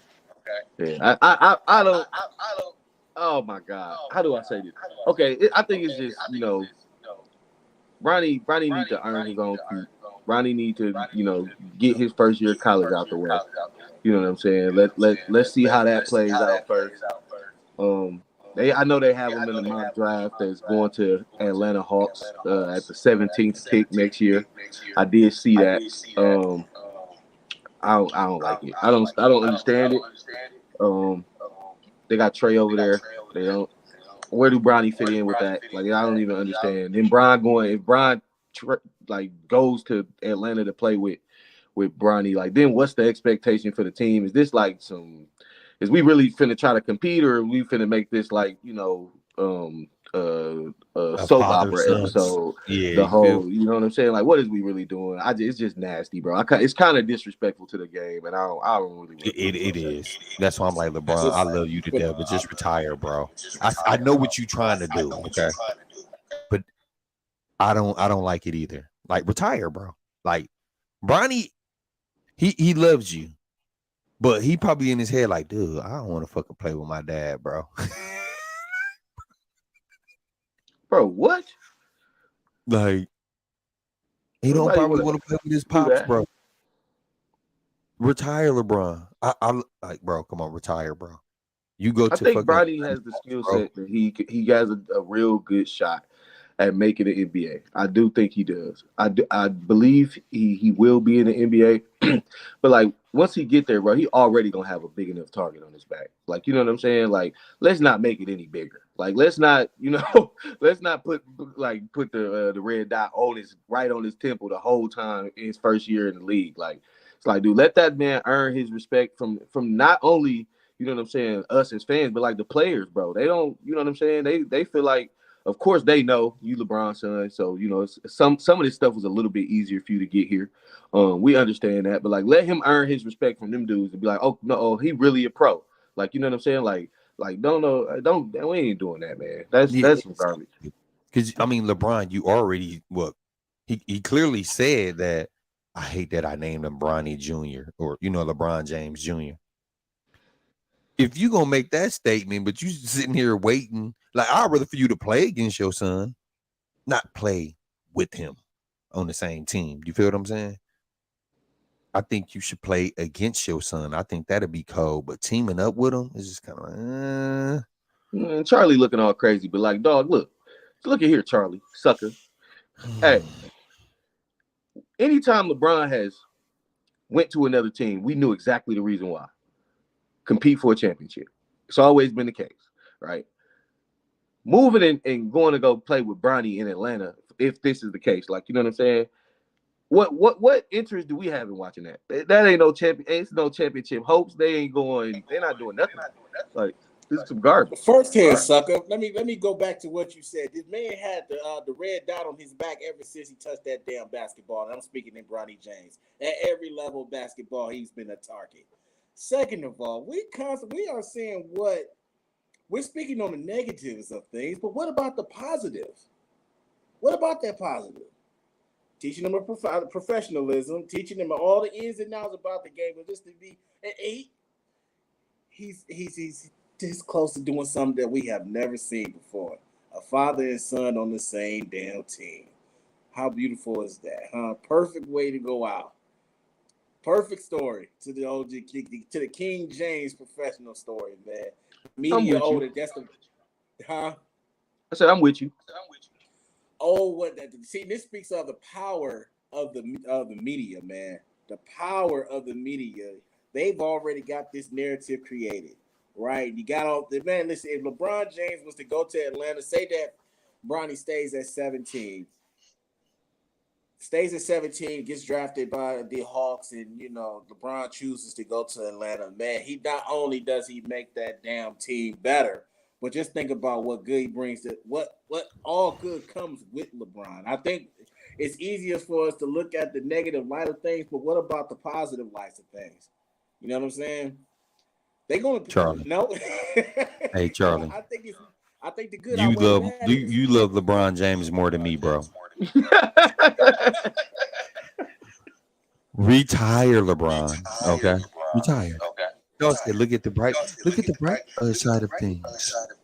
He would bring more ticket sales. I do agree with you. Like when you say the greatest way to end, as far as the Huxtable storyline, yeah, this is like good for TV. Like, you know what I'm saying? But I don't think it's a good way for Bronny to start his career, though. I don't think that's a good thing for him at all. Yeah. I don't like teaching him how to be a professional. Like, bro, this is LeBron James' son. Like, he's being taught how to be a professional every day. You know what I'm saying? And just like I said, bro, like the opportunities that you get, I understand that, like, hey, don't get it twisted. Sometimes, as a youngster, like, oh, I don't mind the help, but it's like some of that stuff you gotta earn it. You gotta go hit your head a couple times. You gotta go, do all of that stuff. Like LeBron, you know what I'm saying, is great for wanting it for his son, but his son gotta go get it by himself. Yeah. And Will, another you couple. You don't want to see it. You don't want to see that at all. You don't want to see that at all. Heck no. I'm not interested in that. I'm not. I don't like it, bro. Like, you know what I'm saying? It's just because it's just like we seen so many other, like, maybe not as far as LeBron's caliber of player, but of course you could have Michael Jordan's kids, and you had other people's kids coming and playing the sport, and we see how it play out, man. Sometimes it's just like, man, look, it just they ain't good enough. Like, you know what I'm saying? And I'm not saying that that's the case with Bronny, because I think play style, the way he plays, the things that he do, he don't make mistakes. He plays like a pro already. I think he got all of the intangibles to be a pro athlete in the NBA. But like I said, I just want to see him go earn it. Like, go get it. Like, we don't, like, Brian, move to the side and let him get his own little name for himself. Yes, and don't listen to Charlie. That make a whole lot of sense. And don't listen to Charlie. I think it would be the city of Atlanta. Yeah, that'd be cool, man. No, Charlie. Oh, two other pickups I wanted to tell y'all about that we ain't talking about, which we probably won't have to spend too much time talking about, though. I don't know how I feel about the Kobe White. He went back to the Bulls, 3 years, $40 million. And then we got Cam Johnson, my guy in Brooklyn, got 4 years, $108. Woo-wee. Charlie? You know what? Kobe White, that was an assurance signing. With Lonzo Ball, who knows what's going to come about that situation there. So that's just for insurance. But man, Kobe, I actually like Kobe. I like the way he played the game. And speaking of Cam Johnson, is he worth, what is that? 4 year, $120 million? Yeah. Up and coming. I'm anxious to see. I hate that the Suns let him go, but I like what he did in Brooklyn, and so I'm hoping that he continues that. You know what I'm saying? And so, I mean, you don't want to lose nobody like that. You lose somebody like that, who you going to have to come in? Right now, they got a young nucleus going in Bridges and Cam or whatnot. And so they're building, right? And so I'm pretty sure they've seen enough to say, hey, we want to keep this young guy with us. Now, can he stay healthy? If he stays healthy, we could possibly look at him like a Chris Middleton 2.0, somewhere down, somewhere, something like that. Maybe better, but go ahead. Yeah. Or even better, right? Or even better. So, man, these guys, shit, I don't have no expectations on these signings no more because everybody getting paid. But I honestly, you don't lose a player like that though. You don't want to. You know what I'm saying? So, shouts out to the Nets organization, man. Yeah, for real. Shout out. I really did enjoy watching them in the playoffs, even though Philly won, of course. But they just was playing basketball, bro. They just left everything on the court, bro. You know what I'm saying? And none of them guys were like selfish. None of that. You know, you got Spencer Dinwiddie, who's back in the organization where he can showcase his talent. You know, he was kind of put on the back burner with Luka Doncic. You feel what I'm saying? So, but now he's in the organization. Then you got them two additions who clearly, just left Phoenix Suns and went to a finals in 2021. You know what I'm saying? So nice team, man. I think I like Nick Claxton, but I think he's a off the bench big. You know what I'm saying? They need to get that bruiser like Will, stated earlier with another team. But if they get a nice bruiser, some nice, role pieces to come off the bench that can fit in with them, like this would be perfect for Bruce Brown. Going back to the Nets, this would be perfect for him, man. Like I love them type of teams, man. You know what I'm saying? The underdogs, role players that play together. Can they go to the promised land? No, but it'd be a nice team. You know what I'm saying? They'd be a nice team to watch, though. Yeah. Yeah, I think. Shout out to the Nets, like I said, because I like Cam Johnson. I did hate to see him and Bridges go from Phoenix, but they had to go. But them dudes have walked into Brooklyn and really held it down. At times, Mikal Bridges was looking like Kevin Durant. Like, you know what I'm saying? He was cooking. Like, you know what I'm saying? And Cam Johnson has not slacked at all. I gotta ask of these Nets too, though, man, dog. My guy that they just leaving him and hanging him on the bench, man. My young guy Cameron Johnson, man. They gotta get him out of there, fam. They gotta get him out. He got too much game, bro. It's just game. Unfortunate. It's just really, really unfortunate. The teams that they've had where they had 2 years.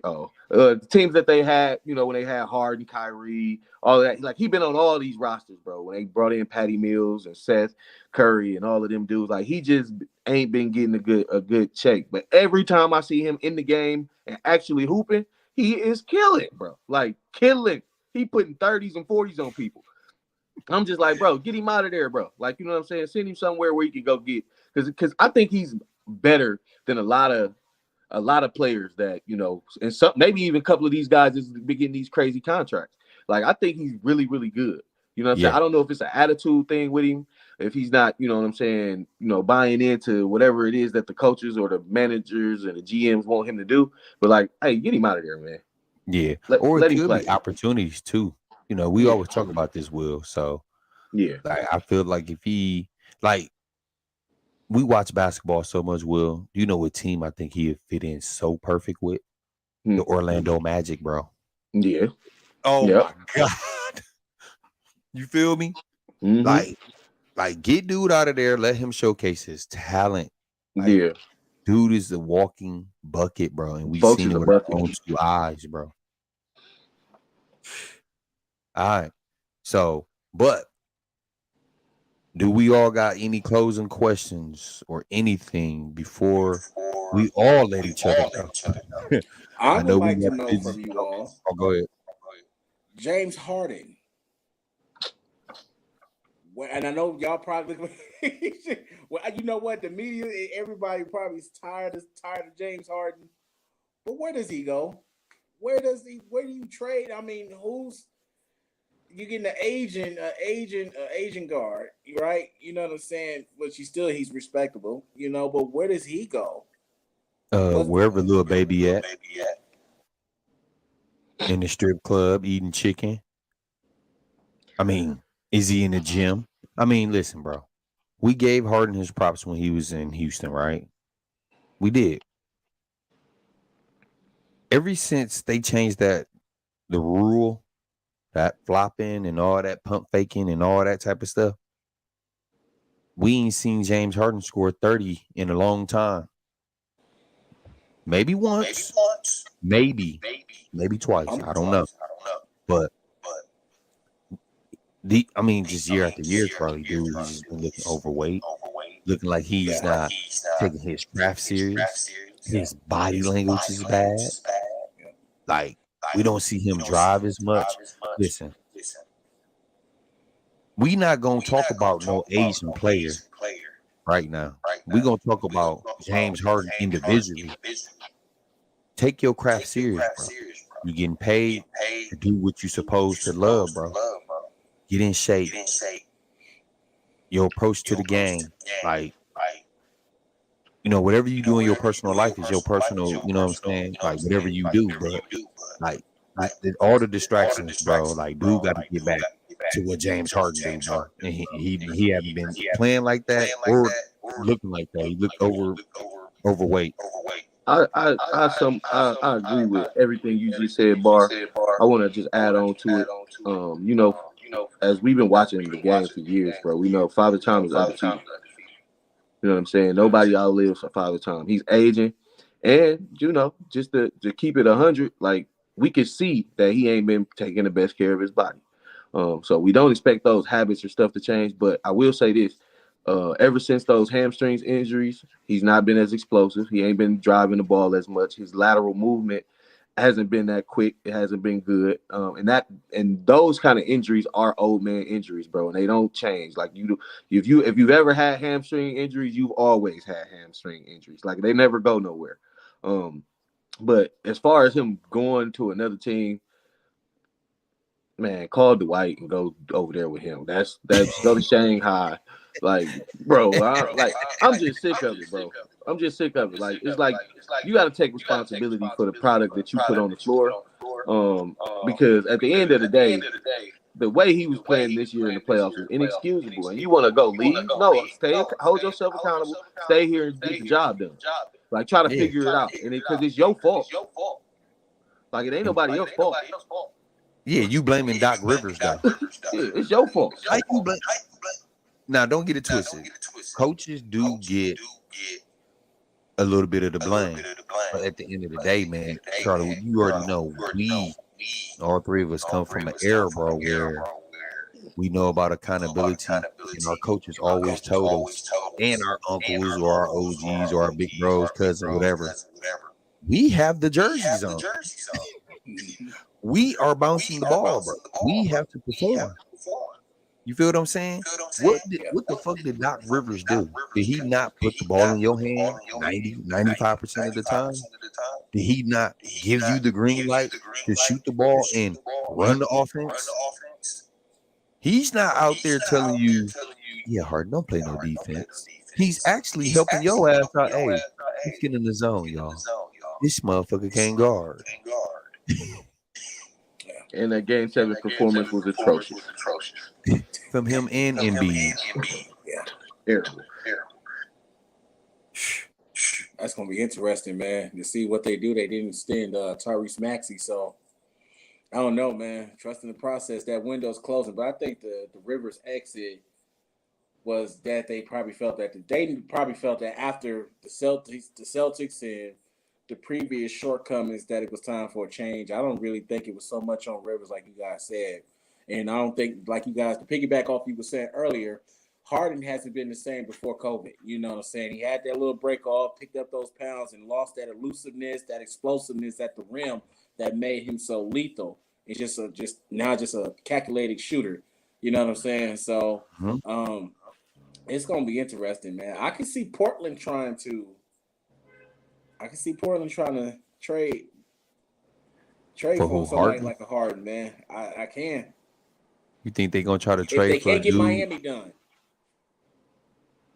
So you think they're gonna trade for a dude that like chicken and strip clubs? If they trade for if he go to Miami, like, y'all might as well just shut the season down.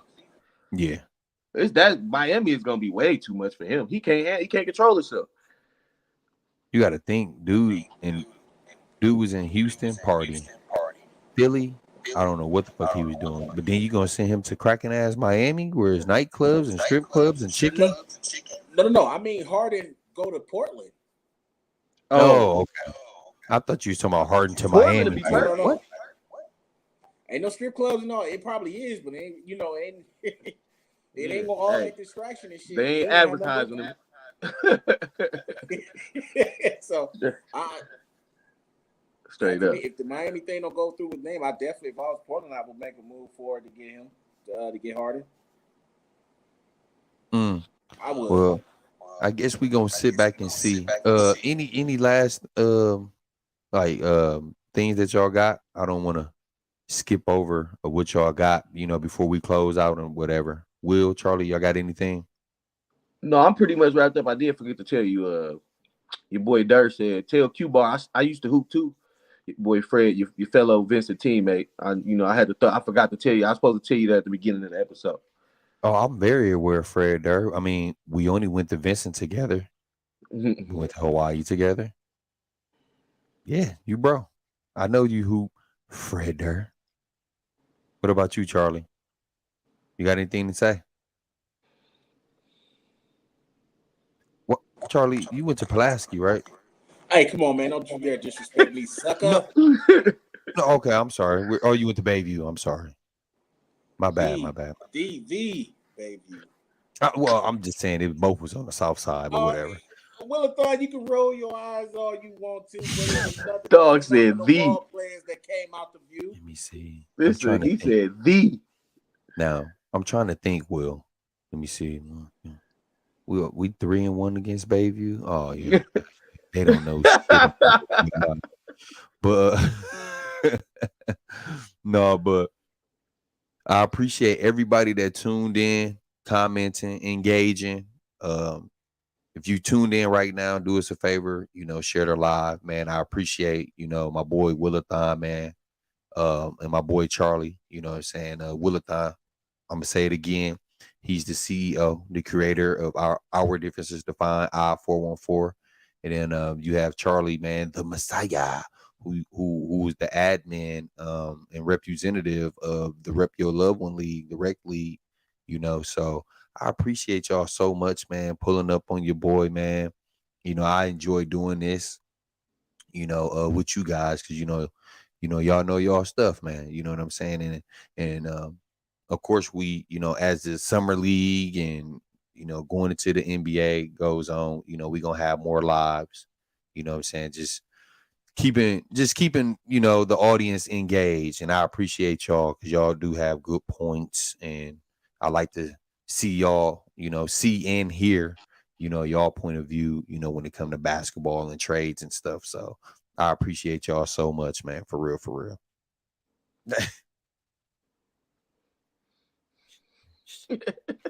You got anything to say? Yeah. Oh, I do. I want to end it on this note here. All right. Now you Willathon, Lil Billy, Marquise, it was Fred Durr with y'all. Yeah. Our sophomore year. Now, our sophomore year. Now, that year y'all played G. There's the JV. Ain't no way in hell y'all beating Tyler James, Mike Bridges, Kyle Graham, Brian Watson, Tim Chambers. That's just the name of few. All right. Charlie. Now, who was the rewind of time? Ain't no way in hell. Hey, Charlie. What year was this? How many times do you think we lost when we played JV? That would have been one of them. No. What you mean one of? Don't even say nothing, Will. How many games you think we lost when we was freshmen on JV? You guys went undefeated. No, you lost. Yeah. You lost. Yeah, no, we went undefeated. No, nigga. Yeah. Yeah. So Yeah. hey, you talking about some ain't no way in hell? Oh, it'd have been a way in hell. We'd have been beat the shit out there. Yeah. Undefeated. And not to mention, we stole one of your players. Dion came to Vincent the following year. Yeah. Talk to me nice, dog. Yeah, come on now. Talk to us nice, Charlie. Did y'all really steal him, or was he just No, he wanted to leave, man. Baby, you wasn't what's up, man. Yeah, talk to us He nice, didn't want to Charlie. wear no black and red and shit. He wanted to wear maroon and gold, bro. And then y'all lost Mike Bridges. We did. Yeah, went to Madison. Yeah, see, you should have left, Charlie. You should have came on the Title Town, man. You know? Yeah, I wouldn't dare, sucker. No, but I appreciate y'all so much, though. For real, man. We got to do this again. You know, I'm gonna hit y'all. We out this bad boy. Gang. Gang. All right, y'all. All right, bro. Yeah.